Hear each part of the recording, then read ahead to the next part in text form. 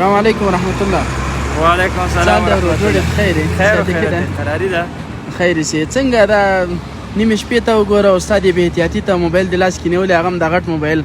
څوک به پټ کړه نه اوس خو الحمدلله اوس دا ویره نشته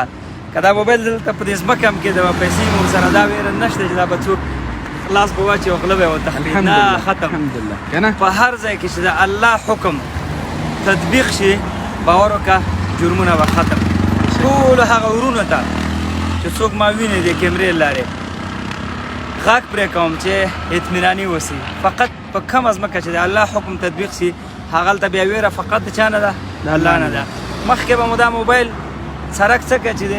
کوڅې په سر کې هم د جبه نسو راویستلی پلار یا مور به زنګ راوهو همالته به م غلی که چې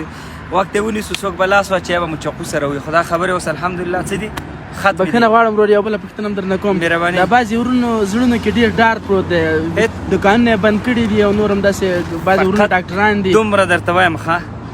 هر سړی د خپلو وظیفو ته راځي کنه انشاءالله څه مشکل به نه هېڅ خبره هم نشته ده اطمینان او سکون دی والله دا څو شپې خلکو آرامه خوب کړی دی ښه چې لنډغر لوفر کوچهګشته لوچکان ټول ختم دي ټول ورک دي په دوام نه پیدا کېږي او دا هم راته وایي دا کوم ځای دی